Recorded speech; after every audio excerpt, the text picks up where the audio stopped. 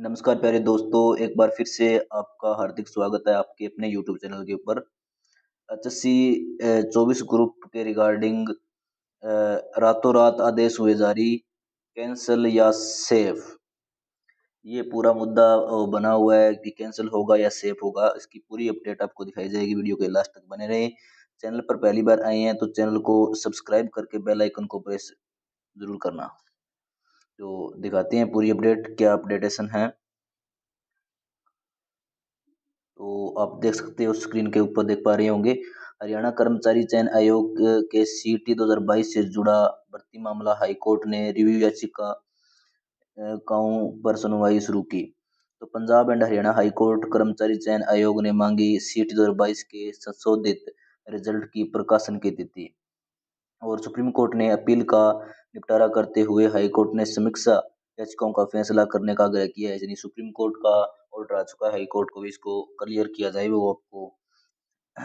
तो अब आगे देख सकते हो, हरियाणा कर्मचारी चयन आयोग सीटी 2022 से जुड़े भर्ती मामले पर पंजाब एवं हरियाणा हाईकोर्ट रिव्यू याचिकाओं पर सुनवाई शुरू कर दी। सुप्रीम कोर्ट ने अपील का निपटारा करते हुए पंजाब हरियाणा को कोर्ट समीक्षा याचिकाओं का फैसला करने का आग्रह किया था। तो Punjab and Haryana high court में जस्टिस अश्विनी कुमार मिश्रा और जस्टिस दीप्ति शर्मा की खंडपीठ ने 5/9/2025 को समीक्षा की याचिकाओं पर सुनवाई की। खंडपीठ ने हरियाणा सरकार से एक और हलफनामा दायर करने पर सीटी 2022 के संशोधित परिणाम घोषित होने की जानकारी मांगी है। इस पक्ष का दावा है कि उनका चयन सामाजिक आर्थिक मानदंड के अंकों के बगैर हुआ है, जबकि दूसरे पक्ष का दावा है कि 2.5 अंक मिले हैं। यानी वो जिन्होंने केस कर रखा है वो कह रहे हैं 2.5 अंक मिले हैं, और जिन्होंने रिव्यू पिटीशन लगा रखी है वो कह रहे हैं भी इसके अंदर 2.5 अंक है वो नहीं मिले हैं। तो इसके अंदर आप देख सकते हो, खंडपीठ के ने सुनवाई के बाद, एक सेकंड भाई,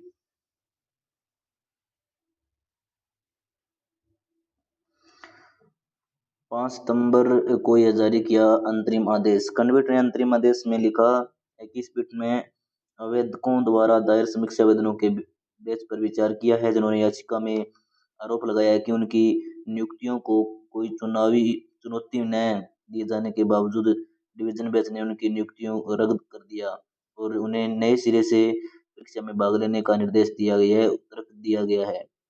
ये समीक्षा आवेदक रीट कार्रवाई में पक्षधार भी नहीं थे। आज सर्वोच्च न्यायालय यानी सुप्रीम कोर्ट 29/8/2025 का पारित एक आदेश इस न्यायालय में समक्ष प्रस्तुत किया गया है, जिन्होंने सर्वोच्च न्यायालय में पाया है कि पुनर्विचार याचिकाओं पर यानी रिव्यू पिटीशन जो लगा रखी है उसके ऊपर 5/9/2025 को निर्धारित है।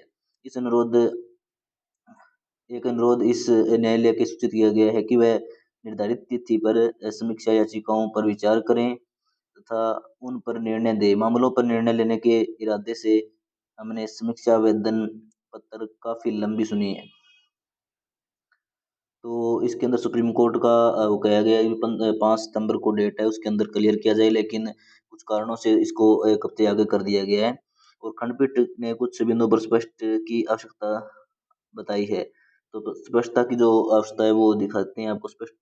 खंडपीठ ने अंतरिम आदेश में लिखा कि प्रतिद्वंदी पक्षों पर प्रस्तुत के आधार पर हमने पाया कि कुछ तथ्य पहलुओं पर थोड़ी और स्पष्टता की आवश्यकता होगी। यह निर्विरोध है कि सामान्य पात्रता परीक्षा यानी CT1 की परीक्षा आयोजित करने का विज्ञापन 17/6/2022 को जारी किया गया, और लेकिन परीक्षा 5 और 6/11/2022 को आयोजित की गई, और परीक्षा परिणाम स्वरूप परिणाम 10/1/2023 को घोषित किया गया। परिणाम बाद में 25/7/2023 को संशोधित यानी बाद में रिवाइज रिजल्ट सीटी कॉमन टेस्ट का जो सीटी का हुआ था तो उसका रिवाइज रिजल्ट 25/7/2023 को आया था। सामाजिक आर्थिक मानदंड के लिए जो 5 अंक के लाभ पर आधारित था, राहुल और अन्य द्वारा दायर रेट याचिका में 25/7/2023 को घोषित संशोधित परिणाम को रद्द कर दिया गया था। यानी 5 नंबर कटने के बाद दोबारा रिव्यू आपका रिवाइज रिजल्ट है वो जारी किया गया था। यानी के इस आदेश में LPA 1037/2023 को अपील में पारित किया गया। LPA बेंचों में मुख्य रूप से अंतरिम आदेशों के 2 सेट पारित किया गया। पहले सेट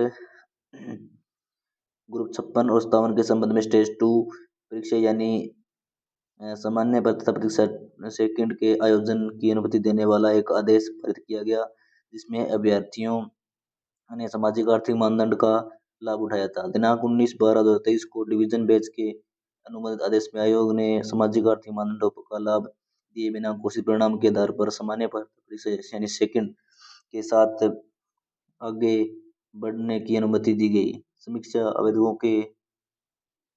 आवेदकों के अनुसार उनका परिणाम डिवीजन बेंच एसएस अंतरिम आदेश के अनुसार घोषित किया गया था और उन्हें सामाजिक आर्थिक मानदंड का कोई लाभ दिए बिना ही चयनित और नियुक्ति किया गया था। तो यही है वो पूरा सिस्टम। इसके बाद सीटी एक आधार पर संशोधित परिणाम किस तिथि को प्रकाशित हुआ, ये भी इनसे माना गया। अंतरिम आदेश में लिखा गया है कि सुनवाई के दौरान हमने राज्य से पूछताछ की है कि सामान्य पात्रता परीक्षा के आधार पर सामाजिक संशोधित परिणाम तिथि को प्रकाशित किया गया है, जिसमें सामाजिक आर्थिक मानदंडों का लाभ नहीं दिया गया है। हालांकि यह निर्विवाद है कि सामान्य पात्रता परीक्षा 2 का परिणाम 5/2/2024 को प्रकाशित किया गया था, जिसमें समीक्षा आवेदकों का चयन किया गया और बाद में 7/2/2024 को नियुक्त किया गया था। यानी ये जो मेन एग्जाम हुआ था ग्रुप 24 का, उसके रिगार्डिंग कह रहे हैं अभी 7/2/2024 को नियुक्ति किया गया था, नियुक्त इनको यहाँ ज्वाइनिंग दे दी गई थी। यह स्पष्ट नहीं है कि सामान्य पात्रता परीक्षा एक संशोधित परिणाम किस तिथि को घोषित किया गया। समाज समीक्षा याचिका में जारी निर्देशों के अनुसार राज्य द्वारा दायर हलफनामों में स्पष्ट रूप से कहा गया है कि समीक्षा आवेदकों को उनके चयन के लिए सामाजिक आर्थिक मानदंडों का लाभ नहीं मिला है। हालांकि राज्य का हलफनामा सामान्यतः पात्रता परीक्षा के संशोधित परिणाम प्रकाशित होने की तारीख के बारे में चुप है। रीट याचिकाकर्ता की ओर से यह प्रस्तुत किया गया है कि ऐसा कोई परिणाम नहीं हुआ था और वास्तव में सामान्य पात्रता परीक्षा को 2 में भी यानी जो आपका मेन एग्जाम हुआ था उसके अंदर कह रहे हैं कि आवेदकों को सामाजिक आर्थिक मानदंड के लिए 2.5 अंकों का जो लाभ है वो दिया गया बता रहे हैं। भी यह भी प्रस्तुत किया गया है कि शॉर्ट लिस्ट में पद के संदर्भ में नहीं बल्कि समूह के संदर्भ में की गई है, यानी ग्रुप वाइज और पोस्ट वाइज का जो हिसाब किताब है उसके अंदर कह रहे हैं। उपरोक्त पहलुओं पर यह एक आह्वान करना उचित समझते हैं कि राज्य सरकार 12/9/2025 यानी जो अगली डेट आपको दी गई है ये इसको केस की, तो इसी महीने की 12 तारीख है शुक्रवार को, और हलफनामा दाखिल करें यानी एफिडेविट इनसे मांग लिया गया। इसकी एक अग्रिम प्रति विपक्षी पक्षों को भी 10/9/2025 तक तामील की जाए। सुनवाई 12/9/2025 को स्थगित कर दी गई है। तो ये है आपका पूरा मामला। आगे आने वाली डेट को क्या रहेगा ये है official Punjab and Haryana high court के अंतरिम आदेश की प्रति है, ऑफिशियल साइट के ऊपर चेकआउट कर सकते हो आप जा करके। तो यही है पूरा मामला भाई। यहाँ पर ग्रुप वाइज पोस्ट वाइज को लेकर 2.5 अंक मिले हैं नहीं मिले हैं, इसका पूरी जो डिटेल है एफिडेविट दोनों पक्षों को कह दिया गया है। भी आप दोनों पक्ष अपने अपने सबूत पेश करें और 12/9/2025 को अगली डेट है, उसके ऊपर 99% इसके चांस है कि ये एक साइड हो जाएगा। इस केस को डिसमिस कर दिया जाए तो उसमें सभी की भलाई है, जो सिलेक्टेड है उनकी भी और नॉन सिलेक्टेड है उनकी भी, क्योंकि ये बार बार इसके अंदर आगे नेक्स्ट डेट देने से बार बार वो कैंडिडेट है वो परेशान हो रखे हैं। तो यही अपडेट आपके साथ साझा करनी थी। वीडियो को मैक्सिमम शेयर जरूर कर, वीडियो को लाइक और शेयर जरूर करना ताकि तमाम उन साथियों के पास पहुंच सके। कैंसिल और सेव का आपको मैंने पहले भी बताया था 50-50 चांस है भाई, कुछ भी हो सकता है, कैंसिल भी हो सकते हैं और सेव भी रह सकते हैं, कोई पता नहीं है अभी तक इसका। जब 12/9/2025 को डेट दी गई है नेक्स्ट, उसके अंदर क्या कार्रवाई होती है उसके बाद ही पता चलने वाला है। तो मिलते हैं नई अपडेट के साथ नेक्स्ट वीडियो में, तब तक के लिए जय हिंद जय भारत। वीडियो को लाइक जरूर करके देना, शेयर कर लेना मैक्सिमम, और जो पहली बार चैनल पर हैं चैनल को सब्सक्राइब कर लेना भाई।